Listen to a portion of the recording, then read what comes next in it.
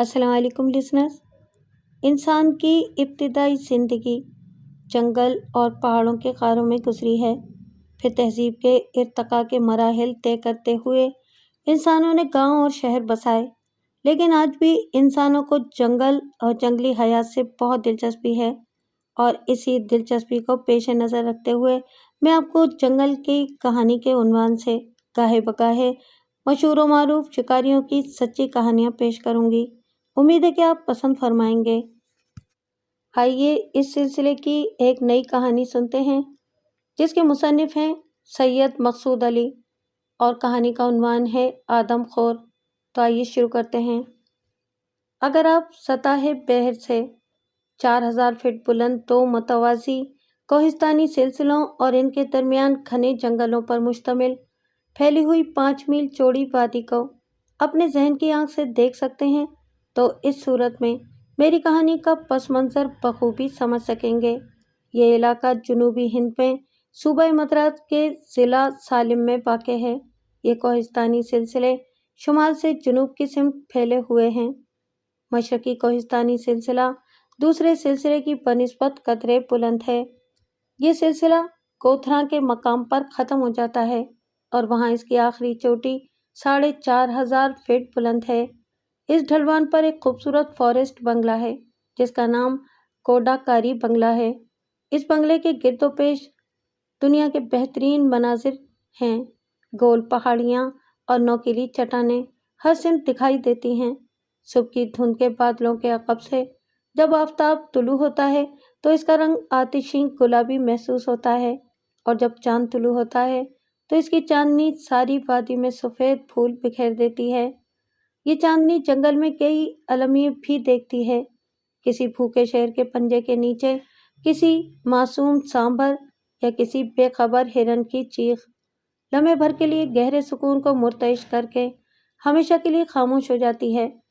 डाकारी बंगले में मुझे यानी कि सैयद मकसूद अली को अफ़गानिस्तान के बादशाह अमानुल्लाह खान के भाई से भी अरसा कबल मिलने का इत्तफाक हुआ था, जो वहाँ जिला वतनी की ज़िंदगी बसर कर रहा था। मगरबी कोहिस्तानी सिलसिले की ढलवान पर वाक़े कंपा काराय का एक छोटा सा गांव है। इसके इर्द गिर्द थोड़े से खेत हैं और खेतों से परे घने बांसों का जंगल। इस वादी के दरमियान एक नदी बहती है। इस वादी में मकड़ियों की बहुतात है, इसीलिए मैंने इस वादी का नाम मकड़ियों की वादी रखा है। इन चिन्ह पर शिकारियों को मकड़ियों के जाले दिखाई देते हैं।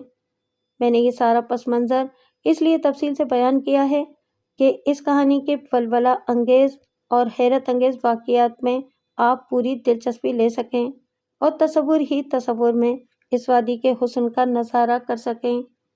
अब मैं अपनी कहानी का आगाज़ करता हूँ। कंपा काराय एक ज़बरदस्त खौफ व हिरास के आलम में था। एक आदमखोर शेर वहाँ आ निकला था और मेरे वहाँ पहुँचने से पहले 3 बाशिंदों को अपने पेट का ईंधन बना चुका था। इसका पहला शिकार एक बूढ़ा पुजारी था जो 1 माह पहले मोज़ा मुतर से कंपा काराय के लिए रवाना हुआ था। इन दोनों देहातों का दरमियानी फासला 11 मील है, मगर वो अपनी मंजिल तक पहुंच ना सका।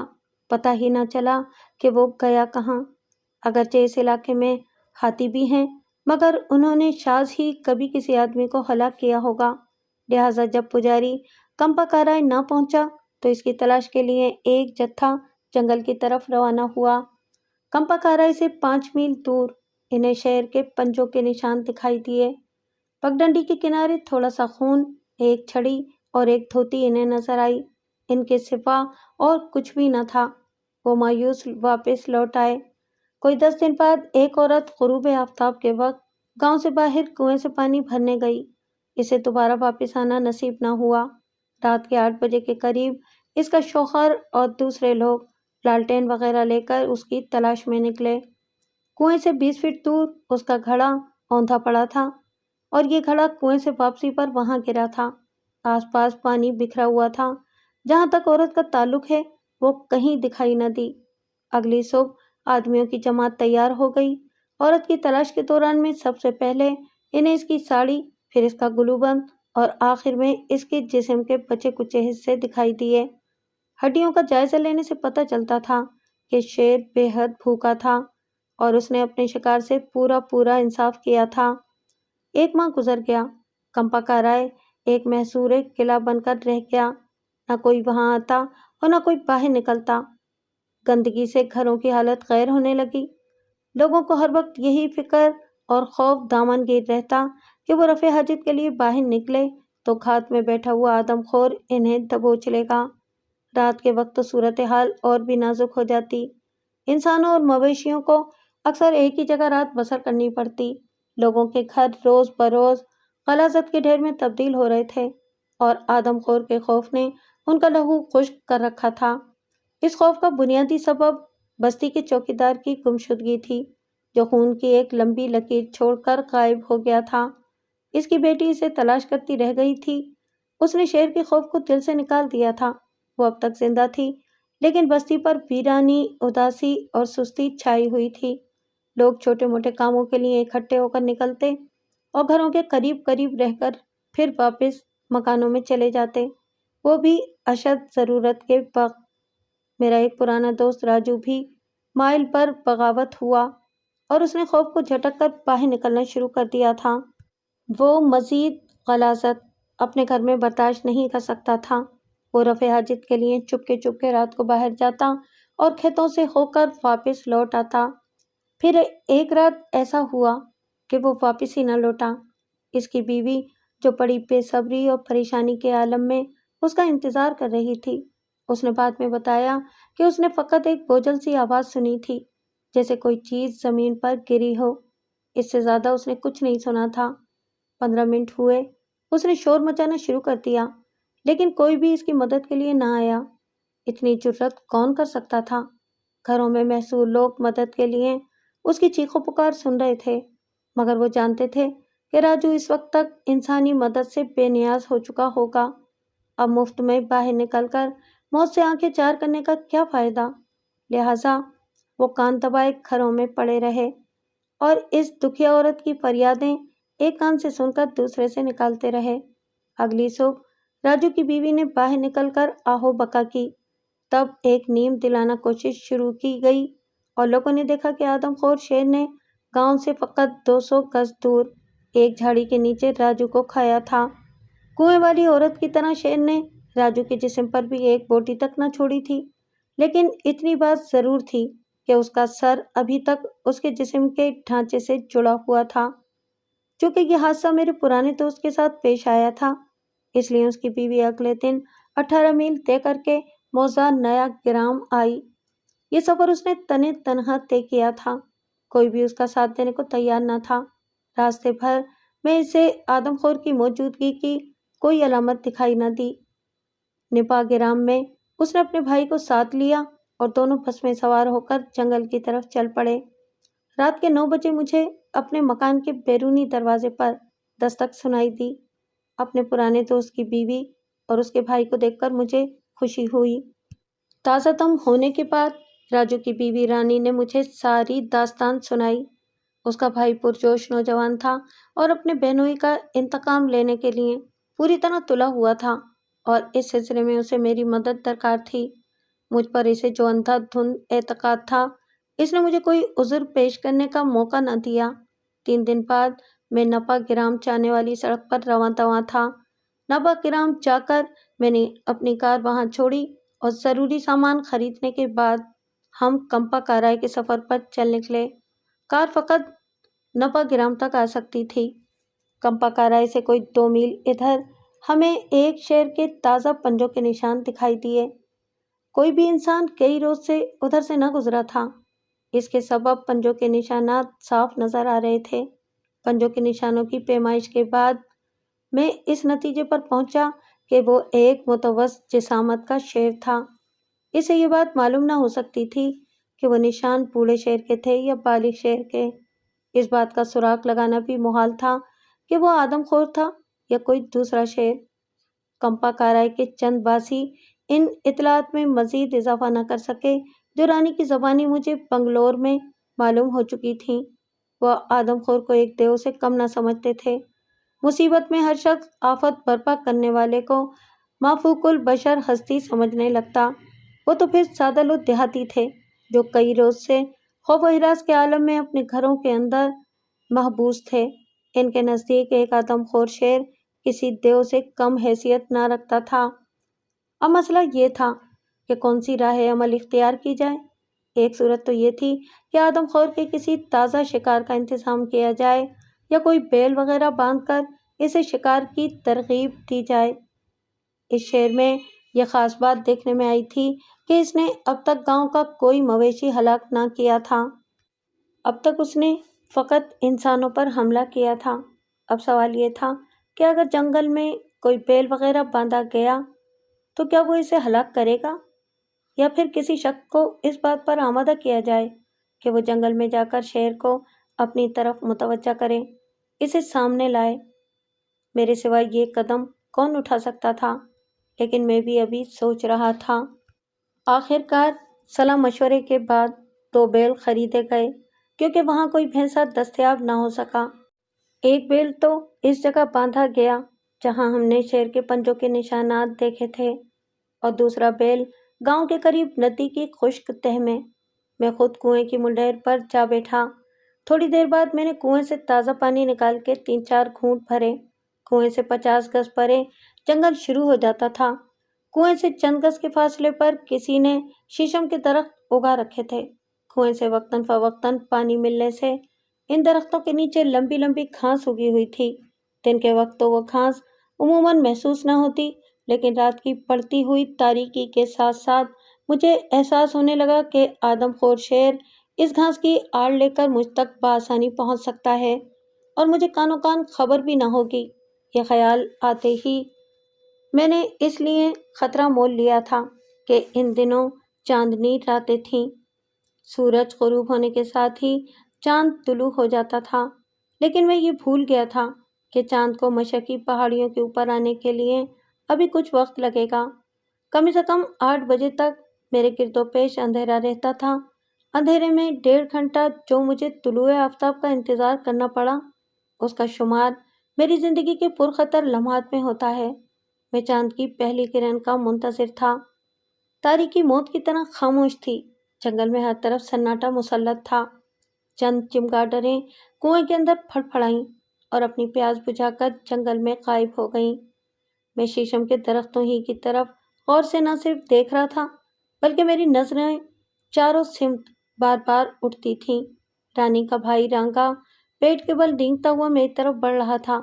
اس حالت میں بھی بڑا چوکنا ہو کر اپنی 405 رائفل ہاتھ میں تھامے اور ٹارچ کے بٹن پر انگلی رکھے بیٹھا رہا۔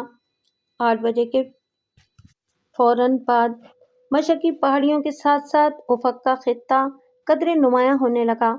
ایک زرد روشنی آسمان کے ساتھ گھل مل گئی جس سے ستاروں کی چمک مان پڑ گئی۔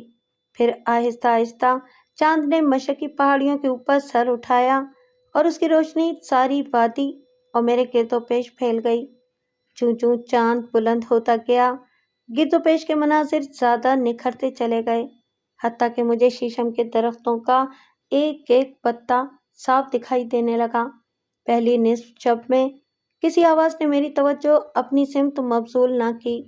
11 بجے کے فوراً بعد ندی کی اس سمت سے مجھے ایک سامبھر کی آواز سنائی دی جہاں میں نے ایک بیل باندھ رکھا تھا۔ اس کی آواز چوکنی ہونے کے علاوہ پرخوف بھی تھی۔ یہ آواز آہستہ آہستہ دوری کی خلیج میں گم ہو گئی۔ پھر ہر طرف سکوت مسلط ہو گیا۔ اب رات کا آخری پہر تھا۔ تب اچانک مجھے خیال آیا کہ شیر کہیں گرد و نواح میں موجود ہے تو اس کی توجہ اپنی طرف مبذول کی جا سکتی ہے۔ میں اپنی جگہ سے اٹھا اور کنویں کے چوبی چکر کو زور زور سے گھمانے لگا۔ رسے کے ساتھ بندھا ہوا ڈول جب کنویں کے پانی سے ٹکراتا تو آواز کی گونج رات کی خاموشی میں دور دور تک پھیل جاتی۔ چوکڑی گھماتے وقت میں اپنے ارد گرد بھی دیکھ لیتا تھا، خاص طور پر جھاڑیوں کے گہرے سایوں کی سمت، لیکن کوئی چیز متحرک نہ ہوئی۔ خاموش جنگل میں درختوں کے پتے تک چپ سادے ہوئے کھڑے تھے۔ 3 بجے کے بعد چاند مغربی پہاڑیوں کے عقب میں غروب ہونے لگا اور حالات پھر ویسے ہی نظر آنے لگے جو گزشتہ شام طلوع مہتاب سے پہلے تھے۔ اندھیرا لمحہ بلمحہ کثیف ہونے لگا اور آخر میں چند گز سے زیادہ دور نہ دیکھ سکتا تھا، لیکن چاند کے غروب ہونے کے ساتھ ہی ستاروں کی روشنی میں قدرے تیزی آ گئی تھی۔ وہ پھٹنے میں فقط 1.5 گھنٹہ باقی تھا۔ نیند سے میری بری حالت ہو رہی تھی، لیکن اب تو مجھے اپنی حفاظت کی زیادہ ضرورت تھی۔ گزشتہ 2 گھنٹوں سے میں خود شہر کو اپنی سمت آنے کی دعوت دے رہا تھا۔ اگر وہ رات بھر اس سمت سے نہیں گزرا تھا تو اب اس بات کا امکان تھا۔ اس کے علاوہ اچانک حملے کے لیے حالات اس کا ساتھ دے رہے تھے۔ اب شیشم کے درخت بھی سیاہ دھبوں میں بدل گئے تھے اور ان کے نیچے کی گھاس تو مجھے بالکل بھی دکھائی نہیں دیتی تھی۔ مجھے احساس ہونے لگا کہ میں مکمل طور پر آدم خور کے رحم و کرم پر ہوں۔ اگر اسی وقت وہ حملہ کر دیتا تو میں اس کا کچھ نہ بگاڑ سکتا تھا۔ اگر وہ گرج کر حملہ آور ہوتا تو میں اندھا دھند اس پر گولی چلانے کے سوا کچھ نہ بگاڑ سکتا۔ اس کے برعکس اگر وہ خاموشی سے اٹیک کرتا تو میرے بچاؤ کی کوئی صورت نہ تھی۔ اس لمحے وہ تمام چوہے اور خرگوش جو رات بھر دم سادے ہوئے پڑے ہوئے تھے، کنویں کے قریب ایک دوسرے سے مل رہے تھے۔ خشک پتوں پر ان کے دوڑنے کی آواز میری پریشانی میں مزید اضافہ کر رہی تھی۔ اس آواز پر میرے دل میں کوئی بول اٹھتا، آدم خور آ رہا ہے، اور مجھے جھرجھری سی آ جاتی۔ پہاڑیوں سے گھری ہوئی اس وادی میں وہ بھی دیر سے پھٹتی تھی۔ اب تک میری ذہنی حالت خراب ہو چکی تھی۔ 6:45 کے قریب سورج کی روشنی سے پہاڑیوں کے افق کی لکیر روشن ہونے لگی۔ میرا کام تقریباً ختم ہو چکا تھا۔ 7 بجے کے بعد کہیں سورج پہاڑیوں کے اوپر نمودار ہوا۔ میں کنویں کی منڈیر سے اٹھا اور بوجھل جسم اور نیند سے بھاری آنکھیں لیے گاؤں کے جنوبی حصے کی سمت چل پڑا، جہاں میرا خیمہ نصب تھا۔ گرم چائے پینے کے بعد میں 10:30 بجے تک سویا رہا۔ پھر راجو اور رانی کے ہمراہ میں نے وہ بیل دیکھا جسے ہم نے ندی میں باندھا تھا۔ وہ زندہ اور ٹھیک ٹھاک تھا۔ گرد و پیش کا معائنہ کرنے پر معلوم ہوا کہ شیر اس سے 15 فٹ کے فاصلے پر اسے تھوڑی دیر گھورنے کے بعد واپس لوٹ گیا تھا۔ رات کے وقت مجھے سانبر کی آواز سنائی دی تھی۔ اس نے یقیناً اس شیر کو دیکھا تھا۔ نرم ریت پر شیر کے پنجوں کے نشان صاف دکھائی دے رہے تھے، لیکن میں یہ اندازہ کرنے سے قاصر رہا کہ کیا یہ اسی شیر کے پنجوں کے نشان تھے جو کمپا کرائے آتے ہوئے راستے میں نے دیکھے تھے۔ کچھ دیر کے بعد ہم دوسرے بیل کو دیکھنے چل پڑے۔ وہاں ایک غیر متوقع واقعہ ہمارا منتظر تھا۔ اس بیل کو کسی شیر نے ہلاک کر دیا تھا، اور اس شیر کے پنجوں کے نشان پہلے شیر کے نشانات سے بالکل مشابہ تھے۔ حالات سے یہ شبہ بھی مستحکم ہوا کہ عین ممکن ہے اس علاقے میں 2 شیر سرگرم عمل ہوں۔ پروگرام کے مطابق شام کے 5 بجے میں جب جائے حادثہ پر واپس آیا تو مچان تیار تھا۔ رات بھر جاگنے کے لیے میں مچان پر چڑھ کر بیٹھ گیا۔ غروب آفتاب کے ساتھ ہی چاند نے مشرقی پہاڑیوں کی اوٹ سے جھانکنا شروع کر دیا۔ 8 بجے تک کوئی قابل ذکر واقعہ نہ ہوا۔ تب اچانک مجھے احساس ہوا کہ شیر عین میرے نیچے کھڑا ہے۔ وہ کس طرح اور کہاں سے آ گیا تھا مجھے بعد میں بھی اس کا پتہ نہ چل سکا۔ راستے پر سے تو وہ آیا نہیں تھا، کیونکہ راستہ دونوں جانب سے میرے سامنے تھا۔ جب شیر نے اپنا نرم جسم درخت کے ساتھ رگڑا تو اس لمحے مجھے اس کی موجودگی کا احساس ہوا، اور وہ اب اوپر دیکھ رہا تھا، جس سے صاف پتہ چلتا تھا کہ اسے میری موجودگی کا علم تھا۔ پھر واقعات بڑی تیزی سے وقوع پذیر ہونے لگے۔ ایک نفرت آمیز تھراہٹ کے ساتھ شیر نے پنجوں کے بل درخت پر چڑھنا شروع کر دیا۔ خوش قسمتی سے میں نے ایک ایسے درخت کو منتخب کیا تھا جس کا تنا بالکل سیدھا تھا، اور اس کا پہلا 2 شاخہ 15 فٹ اونچا تھا۔ اس 2 شاخے میں اپنی آرام کرسی پر بیٹھا تھا۔ میں جان گیا تھا کہ یہی شیر آدم خور ہے، کیونکہ اگر کوئی دوسرا شیر ہوتا تو میری موجودگی کے احساس سے بھاگ جاتا۔ میں کرسی پر بیٹھے بیٹھے بڑی پھرتی سے بائیں سمت جھکتے ہوئے جس قدر مجھ سے ہو سکا میں نے اپنی ٹانگیں اوپر اٹھا لیں۔ اس پوزیشن میں اس پر گولی چلانا چاہتا تھا، لیکن بدقسمتی سے میں غلط سمت پر جھک گیا تھا، کیونکہ شیر میری دائیں سمت سے درخت پر چڑھنے کی کوشش کر رہا تھا۔ میں نے جلدی سے اپنی پوزیشن درست کی، لیکن اب مجھے رائفل اپنے بائیں کندھے پر رکھنی پڑی تھی۔ ایک عام شیر ناک سے لے کے دم تک 9 فٹ لمبا ہوتا ہے۔ چلیے ہم اس کی دم چھوڑ دیتے ہیں اور اس کی جگہ شیر کے پھیلے ہوئے پنجے کی تھوڑی بہت لمبائی شامل کر لیتے ہیں۔ اگر شیر 8 فٹ لمبا تھا تو اسے مجھ تک پہنچنے کے لیے مزید 7 فٹ کا فاصلہ طے کرنا تھا۔ یہ فاصلہ اس نے چشمے زدن میں طے کر لیا۔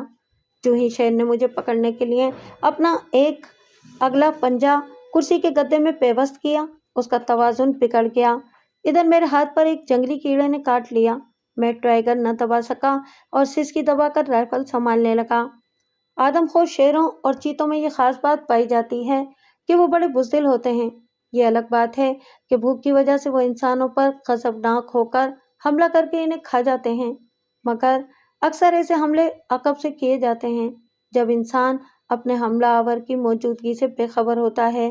لہٰذا زمین پر گرنے کے ساتھ ہی شیر کو پتہ چل گیا کہ وہ ناکام ہو چکا ہے، اس لیے وہ ایک غراہٹ کے ساتھ گھاس میں گھس کر جنگل میں غائب ہو گیا۔ میں نے ہاتھ پر کاٹنے والے کیڑے کی تکلیف کو دوسرے ہاتھ سے دباتے ہوئے رائفل سے 2-3 فائر کیے، لیکن شیر زندہ بچ نکلنے میں کامیاب ہو گیا۔ فائرنگ کے نتیجے میں 2 چھوٹی چھوٹی چیخیں سی گونجیں اور سبز گھاس میں ایک موٹا سا جنگلی چوہا اور ایک خرگوش تڑپتا ہوا دکھائی دینے لگا۔ 2 ننھی منھی جانوں کے بلا وجہ جانے کا مجھے بہت افسوس ہوا، لیکن میرا بھی کوئی قصور نہیں تھا۔ میں نے نشانہ آدم خور شیر کو بنایا تھا، لیکن وہ ایک لمحے کی تاخیر سے بچ نکلا اور ننھے جانور ہلاک ہو گئے۔ کہیں دور سے شیر کی غراہٹ سنائی دی۔ میں نے پھر آواز کی سمت اندازے سے فائر کیا، لیکن کوئی نتیجہ برآمد نہ ہوا۔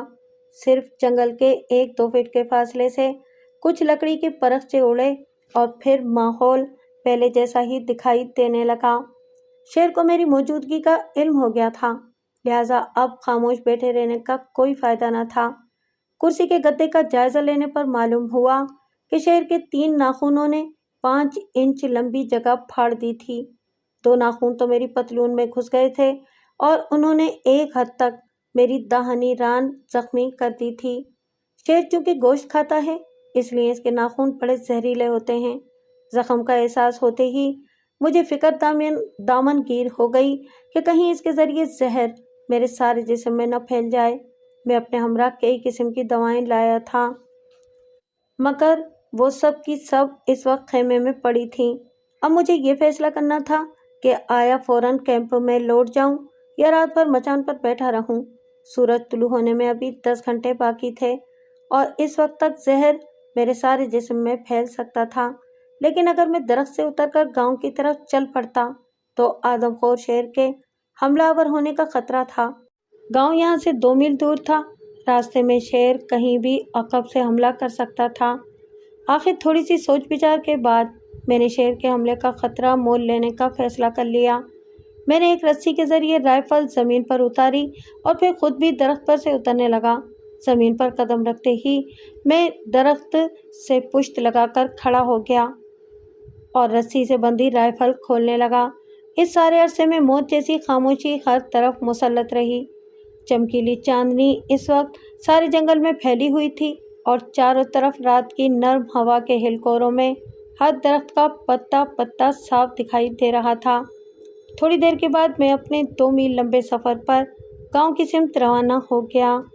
وہ راستہ زمین کی بناوٹ کے لحاظ سے کہیں سے تنگ اور کہیں سے کشادہ تھا اور اس کے کنارے 1 فٹ سے لے کر 15 فٹ اونچی جھاڑیاں اگی ہوئی تھیں۔ مجھے چند چھوٹے چھوٹے نالے بھی عبور کرنے تھے جن کے کناروں پر بانس کے گھنے درخت اگے ہوئے تھے۔ ہوا میں جھومتے ہوئے درختوں اور جھاڑیوں کے سائے زمین پر عجیب و غریب نقش و نگار بنا رہے تھے۔ ایسے حالات میں آپ کا دل سینے سے نکل کر کانوں میں تیزی سے دھڑکنے لگتا ہے، آپ کی رگیں ٹوٹنے لگتی ہیں، بس ایک ہی فکر دامنگیر ہوتی ہے کہ تیز تیز قدم اٹھائے جائیں۔ آپ کی نظریں چاروں طرف بے چینی سے گھومتی رہتی ہیں، لیکن ایسے تمام جذبات پر کڑی نگرانی رکھنی چاہیے۔ ان کے آگے ہتھیار ڈال دینے کا نتیجہ گھبراہٹ اور افراتفری ہوتا ہے۔ افراتفری میں انسان کے حواس درست نہیں رہتے۔ ان حالات میں سب سے پہلے یہ دیکھنا ہوتا ہے کہ شیر آپ کے سامنے کسی جھاڑی وغیرہ میں گھات لگائے تو نہیں بیٹھا۔ عقب سے حملہ کرتے وقت اسے تھوڑا بہت فاصلہ ضرور طے کرنا پڑتا ہے اور اس طرح اس کے قدموں کی چاپ سے انسان چوکنا ہو جاتا ہے۔ میں احتیاط سے راستہ طے کرتے ہوئے آگے بڑھتا چلا گیا۔ کمپا کارائے سے کوئی نصف میل ادھر ندی کے کنارے بہت سے بڑے بڑے گول پتھر پڑے ہوئے تھے۔ وہ سب سے زیادہ خطرناک جگہ تھی۔ شیر کسی بڑے پتھر کے عقب میں آسانی سے چھپ سکتا تھا، چونکہ درخت سے گرنے پر وہ مخالف سمت میں بھاگا تھا، لہٰذا مجھے ایک طرح کا یقین تھا کہ وہ اتنی جلدی واپس نہیں آ سکتا۔ اس یقین کے تحت میں ان پتھروں سے گزرنے لگا اور پھر تھوڑی دیر بعد اپنے کیمپ میں پہنچ گیا۔ میری عدم موجودگی میں رانی اور رانگا ہمیشہ جاگتے رہتے تھے کہ کہیں مجھے اچانک ان کی ضرورت نہ پڑ جائے۔ انہیں پانی گرم کرنے کے لیے کہہ کر میں کافی پینے لگا۔ پانی گرم ہونے پر میں نے پہلے پوٹاشیم سے زخم صاف کیا اور پھر اس پر دوا لگا کر اسے باندھ دیا۔ بعد میں پینسلین کا ایک ٹیکا بھی لگا لیا۔ 2 راتوں کے رت جگے سے میں بے حد تھکا ہوا تھا، لہٰذا بستر پر لیٹتے ہی سو گیا اور جب میری آنکھ کھلی تو گھڑی 9 بجا رہی تھی۔ جنگل میں یہ بہت دیر سے بیدار ہونے کا وقت ہے، کیونکہ ایسے موقعوں پر انسان سورج طلوع ہونے سے قبل ہی جاگ اٹھتا ہے۔ جہاں تک پنڈلی اور ہاتھ کے زخم کا تعلق تھا، یہ جان کر مجھے خوشی ہوئی کہ اب ویسی تکلیف نہیں تھی۔ میں نے 4 لاکھ پینسلین کا ایک انجیکشن لگایا اور زخم پر دوبارہ دوا لگانے کے بعد ناشتہ کرنے بیٹھ گیا۔ ناشتے سے فارغ ہونے کے بعد میں ندی کی طرف چل پڑا، جہاں ہم نے بیل باندھ رکھا تھا۔ وہ بیل بدستور زندہ تھا۔ پھر میں گزشتہ شب والی جگہ پر آیا۔ شیر دوبارہ واپس نہیں آیا تھا، کیونکہ اس نے بیل کو مزید نہیں کھایا تھا۔ درخت کے قریب اس کے پنجوں کے نشانات سے معلوم ہو گیا کہ یہ وہی شیر ہے جس کے پنجوں کے نشان میں نے کمپا کارائے آتے ہوئے پہلے دن دیکھے تھے۔ اب تک میں جن حقائق سے واقف ہو چکا تھا، ان سے پتہ چلتا تھا کہ آدم خور ایک متوسط درجے کا نر شیر تھا۔ وہ مغربی پہاڑیوں کے راستے آیا جایا کرتا تھا۔ وہ بیل کے گوشت میں زیادہ دلچسپی نہیں لیتا تھا۔ ابھی تک ہمیں یہ یقین نہ ہو سکا تھا کہ دوسرا شیر اس علاقے میں موجود ہے کہ نہیں۔ آخر سوچ بچار کے بعد ہم تینوں کے ذہن میں ایک بڑی اچھی تجویز آئی۔ ان حالات میں ہم اسے اچھی ترکیب بھی کہہ سکتے تھے۔ میں ابھی آپ کے سامنے وضاحت کیے دیتا ہوں۔ میں آپ کو پہلے بتا چکا ہوں کہ اس علاقے میں کئی چھوٹے چھوٹے ندی نالے تھے اور ان کے کناروں پر بانسوں کے گھنے جھنڈ اگے ہوئے تھے۔ ان ندی نالوں کے بستر پتھریلے تھے اور ہمارے مقصد کے لیے بے حد موزوں۔ جس درخت پر شیر نے مجھ پر حملہ کرنے کی کوشش کی تھی، اس کے قریب ہی ایک قدرے کشادہ نالا تھا اور اس کے بیڈ میں بہت سے گول پتھر پڑے ہوئے تھے۔ میرا منصوبہ یہ تھا کہ اس نالے کے خشک پہلو میں ایک 4 فٹ گہرا اور 4 فٹ چوڑا گڑھا کھود کر اس کے منہ پر کسی بیل گاڑی کا ایک پہیہ رکھ دیا جائے اور اس پہیے کو اپنی جگہ سے سرکنے سے بچانے کی خاطر اس کے اوپر بڑے بڑے پتھر جما دیے جائیں اور پھر اس پہیے کو مکمل طور پر چھپانے کے لیے پتھروں کے اوپر خشک پتے بکھیر دیے جائیں۔ اس کے علاوہ مجھے ایک انسانی ڈمی بھی بنانا پڑی تھی اور اسے اسی راستے پہ رکھ دینا تھا جہاں راستے میں سے نالا گزرتا تھا۔ بیل گاڑی کا پہیہ انسانی ڈمی والی سمت سے قدرے اونچا تھا تاکہ پہیے کے نیچے گڑھے میں چھپا ہوا انسان وہ ڈمی بخوبی دیکھ سکے اور جب شیر وہاں سے گزرے یا اس ڈمی پر حملہ کرے تو اس پر گولی چلائی جا سکے۔ اس دن خاصی دیر ہو چکی تھی اور یہ منصوبہ مکمل نہ کیا جا سکتا تھا، لہٰذا سارے گاؤں بھر سے پرانے کپڑے وغیرہ اکٹھے کر کے انسانی ڈمی بنانے میں مصروف رہے۔ شیروں میں سونگھنے کی حس نہیں ہوتی۔ وہ ڈمی بالکل انسان جیسی دکھائی دیتی تھی اور شیر بلا شبہ اس پر حملہ کر سکتا تھا، لیکن یہ شرط ضرور تھی کہ آدم خور اسے دیر تک دیکھتا نہ رہے اور اس بات پر حیران نہ ہو کہ یہ کیسا انسان ہے جو اپنی جگہ سے حرکت نہیں کرتا۔ صبح 8 بجے تک ہم چند آدمیوں کی مدد سے بیل گاڑی کا پہیہ ندی تک لے گئے۔ پھر وہاں اپنے منصوبے کے مطابق گڑھا کھودنے میں زیادہ دقت کا سامنا نہ کرنا پڑا، کیونکہ ریتیلی زمین کھدائی میں ہماری مدد کر رہی تھی۔ پھر نمناک زمین کی نمی جذب کرنے کے لیے تھوڑی سی گھاس کاٹ کر گڑھے میں ڈالی گئی۔ گڑھے میں اتر کر مجھے پتہ چلا کہ میں وہاں فقط نیم دراز حالت میں لیٹ سکتا ہوں۔ یہ بڑی بے آرام پوزیشن تھی اور میں اس میں زیادہ دیر نہ بیٹھ سکتا تھا۔ بہرحال بیٹھنے کی پوزیشن کی بنسبت یہ پوزیشن پھر بھی قدرے بہتر تھی۔ جیسا کہ میں پہلے آپ کو بتا چکا ہوں، بیٹھنے سے میرا زخم دوبارہ کھل جاتا۔ گڑھے سے 15 فٹ دور ایک درخت کے سہارے انسانی ڈمی کھڑی کر دی گئی۔ یہ درخت کمپا کارائے جانے والے راستے کے کنارے پر کھڑا تھا اور ندی کے بالکل قریب تھا۔ اسے 45 ڈگری کے زاویے پر کھڑا کیا گیا تھا کہ شیر گرد و نواح میں جہاں کہیں بھی ہو اسے دیکھ سکے۔ جب میں گڑھے کے اندر داخل ہو گیا تو رانی اور رانگا نے گڑھے کے منہ پر پہیا جما کر اس کے اوپر بڑے بڑے پتھر رکھ دیے تاکہ اگر شیر کسی طرح مجھے دیکھ بھی لے تو پہیے کو ہٹا کر حملہ آور نہ ہو سکے۔ پھر انہوں نے اس جگہ کو مزید فطری بنانے کے لیے وہاں گھاس اور خشک پتے بکھیر دیے۔ ڈمی کی سمت پہیے اور زمین کی سطح کے درمیان 6 انچ چوڑی جگہ رکھی گئی تھی جہاں سے مجھے رائفل کی نال نکال کر آدم خور پر گولی چلانا تھی۔ حفاظتی اقدام کے طور پر میں نے آدمیوں سے کہا تھا کہ وہ گروہ کی شکل میں گاؤں جائیں اور صبح گروہ کی شکل میں آئیں۔ مجھے ساری رات گڑھے کے اندر موجود رہنا تھا کیونکہ اگر میں چاہتا تو بھی زور لگا کر اپنے اوپر سے پہیا نہ ہٹا سکتا تھا۔ گڑھے کے اندر خاصی گرمی تھی۔ میں نے اپنا کوٹ اور قمیض اتار دی، باقی کپڑے میں نے اس خیال کے تحت نہ اتارے کہ کہیں ریت زخم میں نہ گھس جائے۔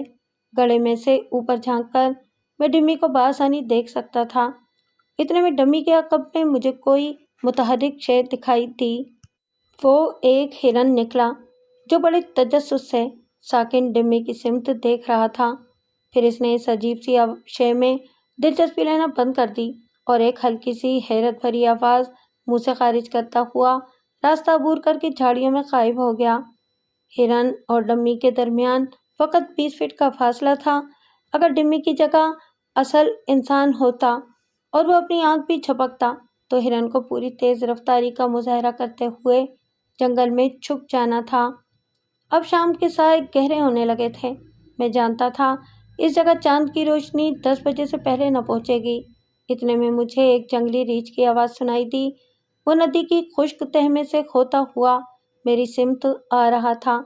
پتھروں کو ایک جگہ جمع دیکھ کر وہ کچھ سوچنے لگا۔ میں جانتا تھا کہ کالے کالے بالوں کے پیچھے چھپا اس کا ذہن کیا سوچنے میں مصروف ہے۔ اس کا خیال تھا کہ شاید ان پتھروں کے نیچے کوئی شہد کا چھتا ہو، اس کا کھوج لگانے پر اس کی عید ہو جائے گی۔ اس خیال کے تحت اس نے پتھر ہٹانا شروع کر دیے۔ احمق کہیں کے، بھاگ جاؤ، میں نے سرگوشی کرتے ہوئے کہا۔ ریچھ میری آواز سن کر رک گیا۔ یہ آواز کہاں سے آئی تھی؟ وہ سوچ رہا تھا۔ چندرا میں خاموشی طاری رہی اور اس کے بعد وہ پھر پتھر ہٹانے لگا۔ دفع ہو جاؤ، میں نے قدرے تیز لہجے میں سرگوشی کی۔ ریچھ رک گیا اور پتھروں کے اوپر چڑھ کر پہیے کی چوپی سلاخوں میں سے مجھے گھورنے لگا۔ مجھے دیکھ کر وہ گھبرایا۔ دفع ہو بھی جاؤ احمق، میں نے بندوق کی نال سیدھی کر لی۔ ریچھ کے منہ سے ایک غصیلی گھراہٹ نکلی، لیکن پھر وہ رائفل کو گھورتا ہوا پتھروں پر سے اتر کر خشک بانسوں کے جھنڈ میں غائب ہو گیا۔ ریچھ کو گئے ہوئے ابھی 10 منٹ ہوئے ہوں گے کہ مجھے مانوس قسم کے قدموں کی بھاری بھاری آواز سنائی دی۔ اس آواز کو تحریر میں لانا ممکن نہیں۔ زیادہ سے زیادہ میں اس آواز کی وضاحت اس تشبیہ کے ذریعے کر سکتا ہوں جیسے کوئی نرم گدی کو صوفے کے اوپر پھینکے۔ شیر آ گیا تھا اور بڑے پراسرار انداز میں ہماری بکھیری ہوئی گھاس پر چل رہا تھا۔ وہ بڑے احتیاط سے آگے بڑھ رہا تھا۔ کیا وہ ڈمی پر حملہ آور ہوگا؟ کیا وہ میرے سامنے سے گزرے گا؟ میرے ذہن میں اس قسم کے سوالات گردش کرنے لگے۔ میں اپنے اعصاب پر ایک قسم کا بوجھ محسوس کرنے لگا۔ چاند اگرچہ طلوع ہو چکا تھا مگر اس کی روشنی ابھی تک زمین پر نہ پڑ رہی تھی۔ انسانی ڈمی مجھے دکھائی نہ دیتی تھی مگر میں جانتا تھا کہ شیر اسے بآسانی دیکھ سکتا تھا۔ چندرا میں خاموشی طاری رہی۔ پھر ایک چھوٹا سا کنکر لڑھکتا ہوا میری سمت آیا۔ اس سمت سے کوئی بھی حملے کی توقع نہ کر سکتا تھا، لیکن میرے پہلے ملاقاتی ریچھ نے ظاہر کر دیا تھا کہ غیر متوقع بات بھی وقوع پذیر ہو سکتی ہے۔ اب میرے اوپر شیر کی موجودگی دوبارہ اس حقیقت کی غمازی کر رہی تھی کہ غیر متوقع بات بار بار ہو سکتی ہے۔ آخر کیا وجہ تھی کہ وہ ڈمی کو نظر انداز کر کے سیدھا میری طرف آیا تھا؟ ممکن ہے شیر نے ریچھ کو دیکھ لیا ہو اور اس کے عجیب و غریب طرز عمل نے اسے شک میں ڈال دیا ہو کہ کہیں پتھروں کے نیچے کوئی انسان نہ چھپا ہو، اور اب وہ خود اس امر کی تحقیق کرنے آیا تھا۔ خواہ بات کچھ بھی تھی، اب فقط شیر مجھ سے 2 گز دور تھا۔ میرے عین اوپر جب یہ خیالات میرے ذہن میں چکر لگا رہے تھے تو مجھے شیر کے سانس لینے کی مبہم آواز سنائی دی۔ پھر وہ پہیے پر پڑے ہوئے پتھر پر چڑھ کر پہیے کے 24 ڈنڈوں میں سے مجھے کھوننے لگا۔ اس سارے عرصے میں بے کھار نہ بیٹھا رہا تھا۔ جہاں تک مجھ سے ہو سکا سکڑ کر اور پشت کے بل گڑے میں لیٹ گیا اور نظریں شیر پر جما دیں۔ رائفل کو بل دے کر میں اس کی نال چھین چوڑے سوراخ کے پاس لے آیا تھا۔ میں آپ سے پہلے ہی کہہ چکا ہوں کہ گڑھا 4 فٹ گہرا اور 4 فٹ چوڑا تھا۔ اس صورتحال میں میرے لیے رائفل کو مکمل طور پر سیدھا کھڑا کرنا ناممکن تھا۔ زیادہ سے زیادہ میں اسے گڑھے کے پیندے سے 60 ڈگری کے زاویے پر لا سکتا تھا۔ بدقسمتی سے شیر اس کی طرف نہیں آیا تھا جدھر رائفل کا رخ تھا، بلکہ رائفل کے 24 دستے کے اوپر۔ پھر واقعات تیزی سے وقوع پذیر ہونے لگے۔ ریچھ کی طرح بھاگنے میں شیر نے جلد بازی کا مظاہرہ نہ کیا۔ ایک نفرت آمیز مسکراہٹ نے اس کے چہرے کے خد و خال مسخ کر دیے تھے۔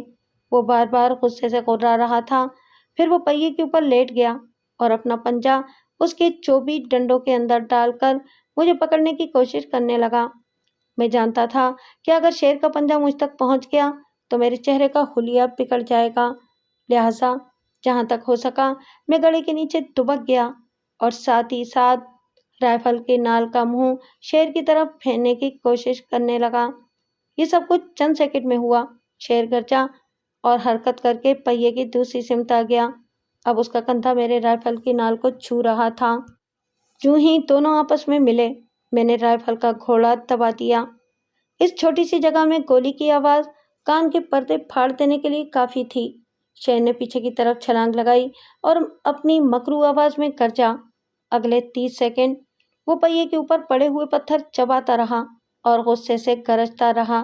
میں نے اسے گرتے اور اٹھتے دیکھا اور آخر وہ ندی کے کنارے جھاڑیوں کے جھنڈ میں پھر غائب ہو گیا۔ 15 منٹ بعد تک مجھے اس کی گرج سنائی دیتی رہی۔ اس مختصر ڈرامے کے بعد خاموشی پھر سے جنگل پر مسلط ہو گئی۔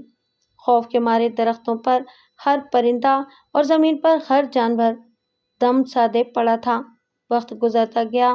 صبح کے وقت پہاڑیوں کی سمت سے تیز ہوا چلنے لگی۔ گہرے کالے بادل آسمان پر امنڈ آئے۔ چاند مکمل طور پر ان کی زد میں آ گیا۔ چند منٹ بعد مجھے دور پہاڑیوں پر بارش برسنے کی آواز سنائی دینے لگی۔ دوسرے ہی لمحے پہیے کے 24 ڈنڈوں میں سے بارش کے موٹے موٹے قطرے مجھ پر گرنے لگے۔ پھر ایسی موسلادھار بارش ہوئی جو منطقہ ہارا کے جنگلوں کا خاصہ ہے۔ میں بالکل بھیگ گیا اور پانی گڑھے کے کنارے پر سے گڑھے میں گرنے لگا۔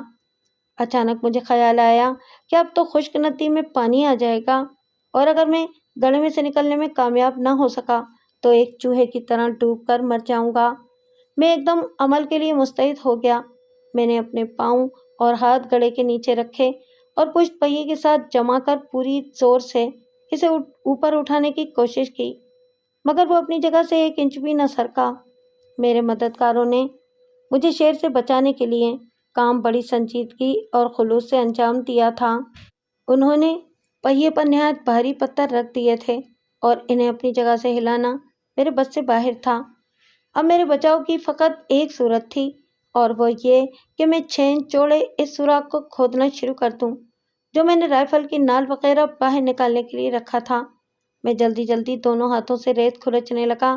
گڑھا اب تک پانی اور ریت سے آدھا بھر چکا تھا۔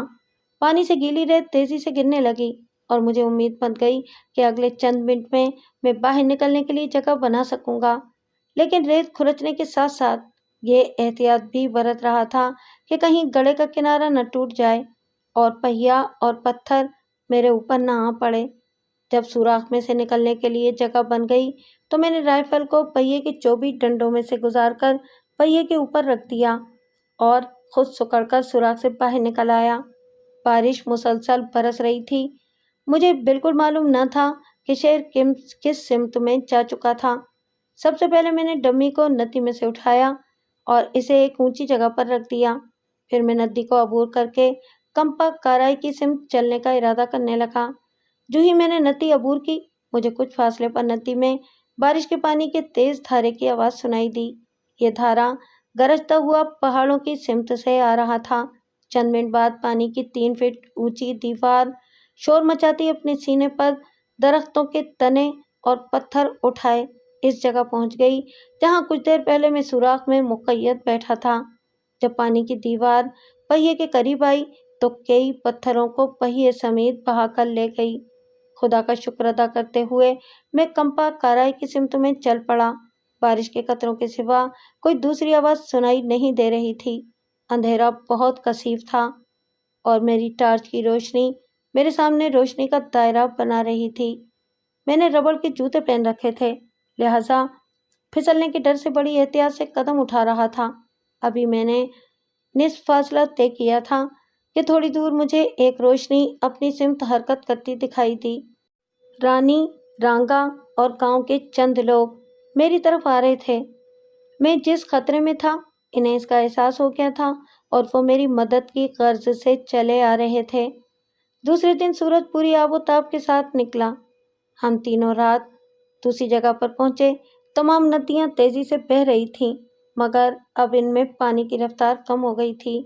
بیل گاڑی کے پہیے کا وہاں کوئی نام و نشان موجود نہ تھا۔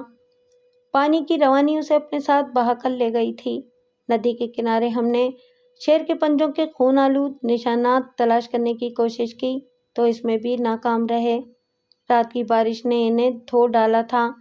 میں 3 دن مزید کمپا کارائی میں رہا مگر اس دوران میں مجھے آدم خور کے بارے میں کوئی واضح جواب نہ مل سکا۔ رانی اور رانگا کا خیال تھا کہ وہ زخموں کی تاب نہ لا کر مر چکا ہوگا مگر مجھے اس میں شک تھا کیونکہ میں جانتا تھا کہ میری گولی شیر کو کسی ایسی جگہ پر نہیں لگی تھی کہ وار کارگر ہوتا۔ میری چھٹی ختم ہو چکی تھی، لہٰذا میں نے رانی اور رانگا کو بتایا کہ جب بھی آدم خور کے بارے میں کوئی اہم اطلاع ملے فوراً نپا گرام چلے آئیں اور وہاں سے دھوم پوری کے تار گھر سے مجھے وہ تار دے دیں اور میرے جواب کا انتظار کریں۔ 10 دن بعد مجھے رانگا کا ایک تار ملا۔ اس نے لکھا تھا کہ کوڈی کارائی کے فارسٹ بنگلے کے ایک نگراں کا ایک گدھا شیر نے ہلاک کر دیا ہے۔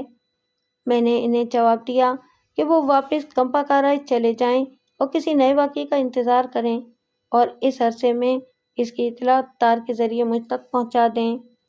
6 دن کے بعد مجھے ایک اور تار ملا۔ اس میں لکھا تھا کہ ایک شیر نے دریائے چنار کے کنارے موراپور سے سوپاتھے جانے والے راستے پر ایک گاڑی بان پر حملہ کر دیا تھا۔ بیل گاڑیوں کا ایک قافلہ سوپاتھے جا رہا تھا اور اس گاڑی بان کی گاڑی سب سے آخر میں تھی۔ یہ کارروائی یقیناً آدم خور شیر کی تھی۔ 1 گھنٹے کے اندر اندر میں کار میں بیٹھ کر دھوم پوری کی سمت چل پڑا اور وہاں سے رانی اور رانگا کو ساتھ لے کر نپا گرام پہنچا۔ کار وہیں چھوڑ کر ہم موراپور کی سمت روانہ ہو گئے۔ راستے میں ہمیں سوپاتھے اور دریائے چنار میں سے گزرنا تھا۔ اس دوران میں مجھے پتہ چل چکا تھا کہ جس گاڑی بان پر شیر حملہ آور ہوا تھا وہ گاڑی پر سے چھلانگ لگا کر دونوں بیلوں کے درمیان آ گیا اور شور مچا کر اپنی جان بچانے میں کامیاب ہوا۔ دوسرے گاڑی بانوں کا شور سن کر شیر بھاگ گیا تھا۔ موراپور میں اس گاڑی بان سے ملا۔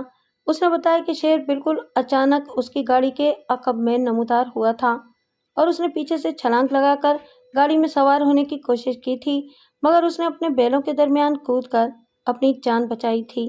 جب میں نے اس سے پوچھا کہ شیر چھلانگ لگا کر گاڑی پر سوار ہونے کا آسان کام کیوں نہ کر سکا تو گاڑی بان نے جواب دیا کہ شیر تقریباً گاڑی پر سوار ہو چکا تھا، مزید کچھ دیکھنے کے لیے اس نے انتظار نہ کیا تھا۔ اس دوران میں دیہاتیوں کی ایک پارٹی جو سوپاتھے سے موراپور آئی تھی ہمارے لیے یہ خبر لائی کہ انہوں نے دریائے چنار کے کنارے کچے راستے پر شیر کے پنجوں کے تازہ نشانات دیکھے ہیں۔ یہ اطلاع ملتے ہی ہم تیزی سے سوپاتھے کی سمت چل پڑے۔ شیر کے پنجوں کے نشان تلاش کرنے میں ہمیں دیر نہ لگی۔ چنار میں شفاف پانی پابندی کی طرح موج در موج بہہ رہا تھا۔ ہموار ریت پر جس شیر کے پنجوں کے نشان ہمیں دکھائی دیے وہ ایک لنگڑا شیر تھا۔ وہ اپنے بدن کا سارا بوجھ اگلے بائیں پنجے پر ڈال کر چلتا تھا اور داہنے پنجے کو آہستہ سے زمین پر رکھتا تھا۔ میں آپ کو پہلے بتا چکا ہوں کہ اس جگہ دریائے چنار اور مکڑیوں کی وادی ایک دوسرے سے مل کر آگے بڑھتے ہیں۔ آدھے میل دریا کے بہاؤ کی سمت جدھر شیر گیا تھا، وہاں دریا کے درمیان میں ایک لمبی سی چٹان تھی۔ میں نے پوری رات اس چٹان پر بسر کرنے کا فیصلہ کیا۔ میرا خیال تھا کہ جب شیر واپس آئے تو اس نمایاں جگہ پر مجھے دیکھنے میں اسے دقت نہ ہو۔ رانگا کی پگڑی، کوٹ اور دھوتی لے کر میں نے انہیں اپنے کپڑوں کے اوپر پہن لیا اور شام کے 5:30 بجے اس چٹان پر جا بیٹھا۔ چونکہ رانگا اور رانی مورا پور جانے سے خوف زدہ تھے، لہٰذا انہوں نے دریا کے کنارے آرام دہ درختوں پر رات بسر کرنے کو ترجیح دی۔ وہ اندھیری راتیں تھیں، لیکن میں قدرے بلند جگہ پر بیٹھا تھا اور دریا کا پاٹ وہاں کوئی 100 گز چوڑا تھا، اس لیے اندھیری رات میں کسی چیز کو دیکھنے کے لیے فقط سفید ریت کا سہارا لینا تھا، جسے ستاروں کی روشنی منعکس کر کے گرد و پیش میں اتنی روشنی پھیلا دیتی تھی کہ میں شیر کو آتا ہوا دیکھ سکوں۔ لنگڑا ہونے کے علاوہ میں جانتا تھا کہ شیر اپنے شکار پر 50 گز کے فاصلے سے حملہ نہ کرے گا، بلکہ زیادہ سے زیادہ نزدیک آ کر حملہ آور ہونے کی کوشش کرے گا۔ ٹارچ کا بغور معائنہ کرنے کے بعد میں نے اپنی 405 رائفل کو بھرا اور اس کے منہ پر کارک لگا کر اسے اپنی دائیں طرف رکھ لیا۔ اس جگہ سے شیر اسے ہرگز نہ دیکھ سکتا تھا۔ میں احتیاط کے طور پر اپنے ساتھ 12 ڈبل بیرل رائفل بھی لے آیا تھا۔ چائے اور ڈبل روٹی کے علاوہ میرا اوور کوٹ بھی میرے پاس تھا۔ اس وقت میں اسے بطور تکیہ استعمال کر رہا تھا اور خیال تھا کہ اگر رات زیادہ سرد ہو گئی تو اسے پہن لوں گا۔ جنگل میں حسب معمول پرندوں اور جانوروں نے اپنی اپنی آوازیں نکالتے ہوئے ڈوبتے سورج کو الوداع کہا اور تھوڑی دیر بعد چاروں طرف رات کے سائے گہرے ہونے لگے۔ 7:30 بجے ہر طرف کثیف اندھیرا پھیلا ہوا تھا۔ ستاروں کی مدھم روشنی میں دریائے چنار کی ریت چمک رہی تھی۔ 9 بجے کے قریب مجھے دریا کے کنارے اونچی آوازیں سنائی دیں۔ ایک ہاتھی اپنی پیاس بجھانے کے لیے دریا کی طرف جا رہا تھا۔ ہوا میں اس نے میری موجودگی کی بو پالی تھی۔ اس نے اپنی سونڈ اوپر اٹھائی، ایک خاص قسم کی آواز نکالی جیسے کوئی تانبے کی چادر کو مروڑ رہا ہو۔ 11 بجے تک میں ہر سمت میں کڑی نگرانی کرتا رہا۔ غروب آفتاب سے اب تک آنکھوں پر بوجھ ڈالنے سے پپوٹے دکھنے لگے تھے۔ پھر میرے عقب میں بائیں سمت ہلکی سی جنبش محسوس ہوئی۔ میں نے غور سے دیکھا تو کچھ دکھائی نہیں دیا۔ پھر چند لمحوں بعد مجھے سفید ریت پر سیاہ دھبا سا نظر آیا۔ میں نے نظریں وہاں سے ہٹا کر دوسری سمت دیکھنا شروع کر دیا، مگر پھر جب اس جگہ نظر ڈالی تو دھبا وہاں سے غائب ہو چکا تھا۔ عجیب بات ہے، میں نے اپنے آپ سے کہا، کہیں میری آنکھیں مجھے فریب تو نہیں دے رہی؟ میرے خیال میں یہ تھکاوٹ کا اثر ہے۔ غور سے دیکھنے پر مجھے وہ دھبا پھر نظر آیا۔ اس مرتبہ وہ پہلے کی نسبت میرے زیادہ قریب تھا۔ اب میں کسی دوسری سمت دیکھنے کا خطرہ مول نہ لے سکتا تھا۔ تیسری مرتبہ بغور دیکھنے پر مجھے پتہ چلا کہ وہ چیز ریت پر پھیلی ہوئی تھی اور نہایت خاموشی سے رینگتی ہوئی میری طرف بڑھ رہی تھی۔ تب اچانک میرے ذہن میں خیال آیا کہ یہ تو آدم خور شیر ہے۔ شیر پیٹ کے بل چپ چاپ تھوڑے تھوڑے وقفے کے بعد میری سمت بڑھ رہا تھا اور اس مقام پر آنا چاہتا تھا جہاں سے وہ مجھ پر حملہ کر سکے۔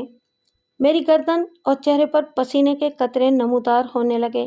پھر خوف اور ولولہ انگیزی کی ملی جلی کیفیت میں مجھے جھرجھری سی آ گئی، لیکن ایسی حالت تو میرے لیے خطرناک ثابت ہو سکتی تھی، لہٰذا میں نے ایک گہرا سانس لے کر اپنی شکاریات والی قوت کو پیدا کیا اور میرے جسم میں برق سی دوڑ گئی۔ میں رائفل پکڑے قریب آنے والی بلا کا مقابلہ کرنے کے لیے تیار ہو گیا۔ شیر اب مجھ سے 20 گز دور تھا۔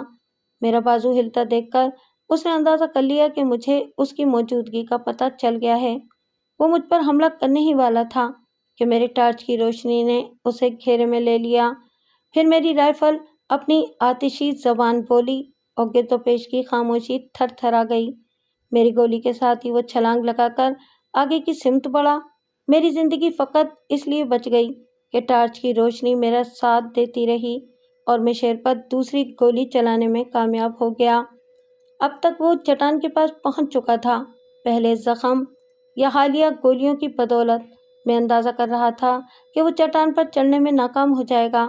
میری تیسری گولی اس کی کھوپڑی کے پرخچے اڑاتی آگے نکل گئی اور ایک خوفناک دھاڑ کے ساتھ شیر کی پیش قدمی رک گئی۔ وہ لڑکھڑا کر ریت پر گر پڑا، ذرا سا تڑپا، مچلا اور پھر اپنے بہتے ہوئے سرخ خون میں ساکت ہو گیا۔ منظر کافی دہشت ناک تھا۔ سوپاتے واپس جاتے ہوئے میں نے رانگا اور رانی کو اپنے ساتھ لیا۔ گولیوں کی آواز سن کر انہیں اندازہ ہو گیا تھا کہ میں آدم خور کو ہلاک کرنے میں کامیاب ہو گیا ہوں۔ اگلی صبح ہم نے اسے دیکھا تو وہ ایک متوسط درجے کا شیر تھا۔ 17 روز پہلے گاڑی کے پہیے کے نیچے سے چلائی ہوئی گولی نے اسے توقع سے زیادہ نقصان پہنچایا تھا۔ گولی اس کے داہنے کندھے کی ہڈی توڑ کر نکل گئی تھی۔ زخم اچھی حالت میں تھا اور اسے چند روز میں مندمل ہو جانا تھا۔ یہ الگ بات تھی کہ شیر ہمیشہ کے لیے لنگڑا ہو جاتا۔ میری پہلی گولی اس کے منہ سے گزر گئی تھی اور اس نے شیر کی گردن میں سوراخ کر دیا تھا۔ اس کے باوجود وہ آگے بڑھتا رہا۔ دوسری گولی اس کے بائیں کندھے پر لگی تھی اور اس کے پھیپھڑوں کے قریب سے گزر گئی تھی۔ یہ تیسری گولی تھی جس نے اس کا بھیجا ٹکڑے ٹکڑے کر کے اس کی ناقابل تسخیر روح کو کچل دیا تھا۔ یہ شیر آدم خور کس طرح بنا تھا؟ یہ معمہ ہر شکاری آدم خور کو ہلاک کرنے کے بعد حل کرنے کی کوشش کرتا ہے۔ یہ اطلاع اسے اپنے لیے نہیں بلکہ عوام الناس کی خاطر حاصل کرنا پڑتی ہے۔ اکثر دیکھنے میں آیا ہے کہ انسانی نسل ہی کسی شیر یا چیتے کو آدم خور بننے پر مجبور کرتی ہے۔ یہ شیر بھی اسی زمرے میں آتا ہے۔ اس کے دائیں بازو میں کسی پرانی گولی کا نشان موجود تھا۔ یہ زخم کسی خود ساختہ رائفل کی گولی کا تھا۔ بعد میں جب میں نے شیر کی وہ ٹانگ چیری تو اس میں سے سکہ نکلا۔ اس زخم نے شیر کو ایک مسلسل اذیت میں گرفتار کر رکھا تھا اور اس کے سبب وہ اپنا فطری شکار کرنے سے قاصر تھا۔ وہ اپنا داہنا بازو زیادہ استعمال نہ کر سکتا تھا اور شاید آپ کو معلوم نہ ہو کہ شیر شکار کرتے وقت اپنے داہنے بازو پر زیادہ بھروسہ کرتا ہے۔ اس لیے بھوک مٹانے کے لیے وہ شیر آدم خور بن گیا تھا۔